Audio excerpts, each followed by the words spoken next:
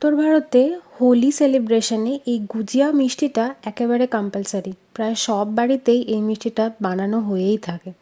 তো আজকে আমিও সেই জন্য এই মিষ্টিটা একটু বানাচ্ছি। তার জন্য আমি এখানে 2 কাপ ময়দা নিয়েছি। তার মধ্যে খুব সামান্য মানে হাফ টিস্পুন মতো একটু নুন দিয়েছি। এবার আমি এর মধ্যে ময়ান দেব। তার জন্য আমি ঘি নিয়েছি 2 কাপ ময়দার জন্য আমি এখানে টোটাল 5 টেবিল চামচ ঘি নিয়েছি। এবার কি করে ময়দাটাতে ঘিয়ের পরিমাণটা সঠিক হয়েছে কিনা বোঝার জন্য ময়দায় ভালো করে ঘিটা মিশিয়ে নেওয়ার পরে একবার মুঠো করে দেখতে হবে যে ওটা যদি খুব সহজেই একটা ডেলা তৈরি হয়, আবার একটু চাপ দিলেই ভেঙে যায়, তাহলে বুঝতে হবে যে ময়দায় ঘিয়ের পরিমাণটা ঠিক আছে। অল্প করে সামান্য জল দিয়ে একটা মিডিয়াম ডো আমি এখানে বানিয়ে নেব। এবার আমি গুজিয়া স্টাফিংটা বানাবো। তার জন্য কড়াটা গরম করে আমি এখানে 1 টিস্পুন একটুখানি ঘি দিয়েছি। ঘিটা গরম হয়ে গলে গেলে ওর মধ্যে আমি 2 টেবিল চামচ সুজি মেশাচ্ছি। সুজিটা ঘিয়ের ওপরে একটু ভালো করে নাড়াচাড়া করে নেব। সুজিটা দিলে এই যে স্টাফিংটা এটায় একটা ভালো টেক্সচার আসে, সেই জন্যেই সুজিটা আমরা ব্যবহার করি। এরপরে একটুখানি ওই শুকনো যে নারকোলের গুঁড়ো কিনতে পাওয়া যায় দোকানে, সেটাও আমি এখানে 3 টেবিল চামচ নিয়েছি।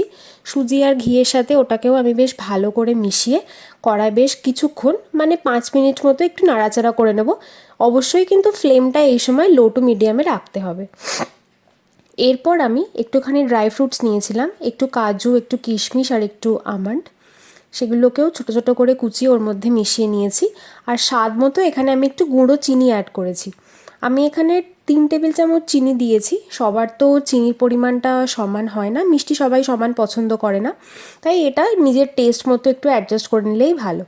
এবার ওই যে স্টাফিংয়ের মিক্সচারটা বানিয়েছিলাম ওটাকে আমি নামিয়ে সাইড করে রেখেছি। এবার আমি কড়ায় আবার 1 টিস্পুন একটুখানি ঘি দিয়েছি। ঘিটা গলে গেলে এর মধ্যে আমি খোয়া ক্ষীর দেব। আমি এখানে হাফ কাপ খোয়া ক্ষীর নিয়েছি। হাত দিয়ে একটু ভেঙে নিয়ে খোয়া ক্ষীরটা ঘিয়ের ওপরে দিয়ে একটু নাড়াচাড়া করে নেব। বেশিক্ষণ নাড়াচাড়া করা যাবে না, তাহলে খোয়া ক্ষীরের ভেতরে যে তেলটা থাকে সেটা বেরিয়ে আসবে।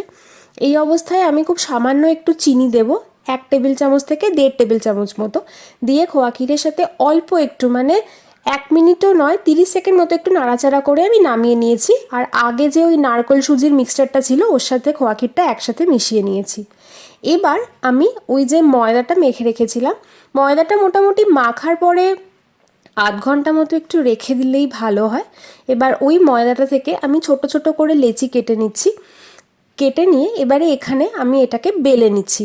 একটু বড় সাইজ করে আমি বেলে নিচ্ছি যাতে আমার একটু কাটতে সুবিধা হয়। ভালো করে এটা পাতলা করে বেলতে হবে। খুব মোটা করে যদি বেলা হয় তাহলে ভাজার সময় কাঁচা থেকে যাবে।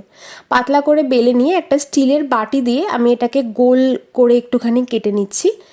কেটে নিয়ে বাইরের পোর্শনটা আমি সাইডে একটু সরিয়ে রাখলাম, ওটা পরবর্তীকালে আবার কাজে লাগবে। এবার এইটাকে আমি আরেকটু ভালো করে সুন্দর করে বেলে শেপ দিয়ে নিচ্ছি। এবার আমার এখানে গুজিয়ার মোল্ড আছে। গুজিয়ার মোল্ডের ওপরে আমি ওই যে বানিয়েছিলাম লুচিটা সেটাকে দিলাম, মাঝখানে আমি স্টাফিংটা দিচ্ছি। দিয়ে চাইলে এবার সাইডে একটু জলও লাগিয়ে নেওয়া যায়, বাট আমি আর জল লাগাইনি। এইভাবে এটাকে চেপে এক্সট্রা যে ময়দাটা ছিল ওটাকে বের করে নিতে হবে।